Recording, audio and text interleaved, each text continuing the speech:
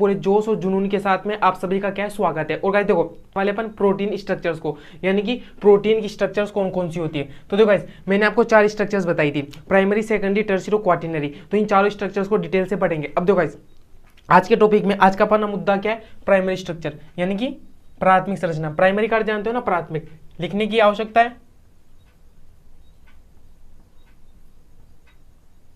तो primary structure यानी कि प्राथमिक संरचना, देखो भाई इसके अंदर कुछ भी नहीं होता है, एक रोड आकार की स्ट्रक्चर होती है। प्राइमरी स्ट्रक्चर क्या होती है, एक रोड के आकार की स्ट्रक्चर होती है। जैसे मैं यहाँ पे बना के बताता हूँ आपको, एक रोड आकार की स्ट्रक्चर होती है। जैसे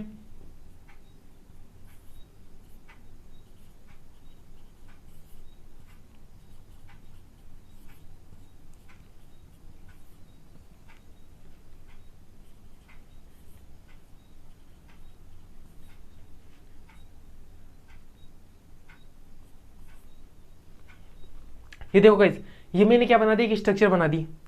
ये मैंने क्या बना दी, एक स्ट्रक्चर बना दी। और लंबी है और रोड आकार की स्ट्रक्चर होती है, इसे क्या बोलते हैं, प्राइमरी स्ट्रक्चर बोलते हैं। तो प्राइमरी स्ट्रक्चर के अंदर आपको क्या क्या रखना है, लंबी रोड आकार की स्ट्रक्चर होती है, समझ में क्या। तो लंबी रोड आकार की स्ट्रक्चर होती है और किधर से किधर की ओर होती है। इसमें अमीनो अम्ल का सीक्वेंस क्या होता है। तो देखो गाइस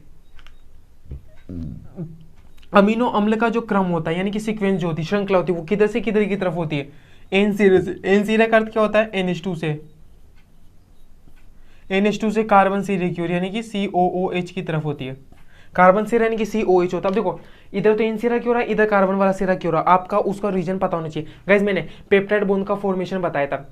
पेप्टाइड बॉन्ड का फॉर्मेशन वो वाली जो वीडियो थी वो तो इनिशियल के अंदर ही मैंने डाल दी थी, यानी कि स्टार्टिंग के कुछ तीसरे या चौथे नंबर के लेक्चर के अंदर आ गई थी कि पेप्टाइड बॉन्ड का फॉर्मेशन कैसे होता है, तो उसके अंदर बताया था। तो देखो गाइस मैं यहाँ पे बता देता हूँ कि क्विकली कि पेप्टाइड बॉन्ड का फॉर्मेशन देखो, अल्फा कार्बन है, यहाँ पर एक एल्काइल ग्रुप है, यहाँ पर एक हाइड्रोजन है और इधर क्या है भाई, NH2 है और इधर COOH है।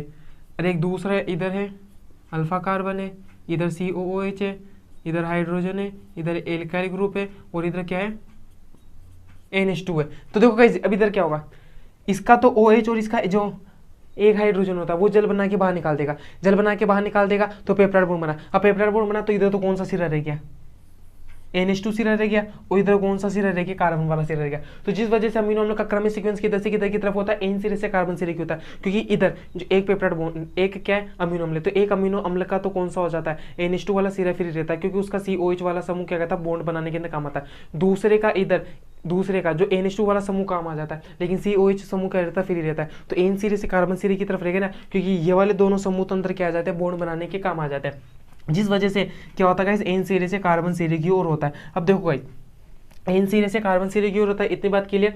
दूसरी बात क्या है, इसके अंदर बॉन्ड कौन से पाए जाते हैं, पेप्टाइड बॉन्ड। क्योंकि अभी तो क्या इनिशियल लेवल के ऊपर है, अभी तो क्या स्टार्टिंग लेवल के ऊपर, क्योंकि प्राइमरी स्ट्रक्चर पढ़ रहे हैं तो प्राइमरी स्ट्रक्चर पढ़ रहे हैं इनिशियल लेवल के ऊपर। तो यहाँ इसके अंदर क्या पाए जाएंगे, केवल और केवल पेप्टाइड बॉन्ड पाए जाते हैं। और यहाँ से कई बार क्वेश्चन भी बन चुका है नीट जैसे कॉम्पिटिटिव इतना हाई लेवल का एग्जाम है, उसके अंदर भी इतना यहाँ से इतनी इजी क्वेश्चन बन जाता है कि प्राइमरी स्ट्रक्चर के अंदर कौन सा बॉन्ड पाया जाता है, तो क्या आपको क्या करना, पेप्टाइड बॉन्ड पाया जाता है। अभी प्राइमरी स्ट्रक्चर में कौन सा बॉन्ड पाया जाएगा, पेप्टाइड बॉन्ड पाया जाएगा। अब देखो ये मैंने एक सीक्वेंस लिखी, रोड आकार की स्ट्रक्चर बनी। अब देखो गई इसके अंदर पता है क्या, अगर आपको स्टार्ट करना है तो किधर से करना है, इधर से स्टार्ट करोगे। इसे अगर नंबरिंग करोगे तो नंबरिंग के तक इधर से स्टार्टिंग मत करना, क्योंकि मैंने क्या बोला था, अमीनो का क्रम श्रृंखला एन सिरे से, क्या बोला मैंने, एन सिरे से कार्बन सिरे की ओर। तो एन सिरा इधर से स्टार्ट है ना, तो 1 नाम ही से देंगे। तो एन इधर से स्टार्ट है ना, तो ये 1 नंबर पे आ जाता है, ये 2 नंबर पे आ जाता है, ये 3 नंबर पे आ जाता है, ये 4 नंबर पे आ जाता है, ये 5 नंबर पे आ जाता है और ये इधर 6 नंबर पे आ जाता है। 6 नंबर पे तो कौन सा आ जाता है, इस कार्बन आ जाता है। बात क्लियर, क्योंकि उधर क्या करना है, एन सिरे से स्टार्ट करना है आपको, उधर क्या करना है, एन सिरे से स्टार्ट करना।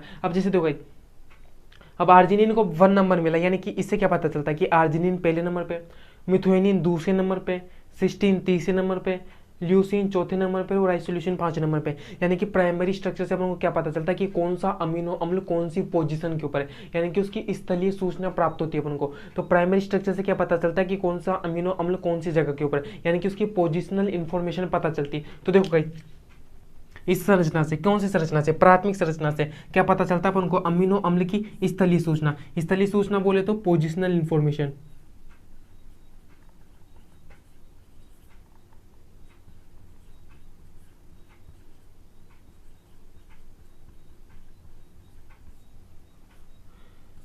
क्या पता चलती गाइज, अमीनो अम्ल की स्थलीय सूचना यानी कि पोजिशनल इंफॉर्मेशन प्राप्त होती है। समझ में गाइज। अब देखो मैं साइड में जाता हूं, आप क्या ले लो, स्क्रीनशॉट ले लो।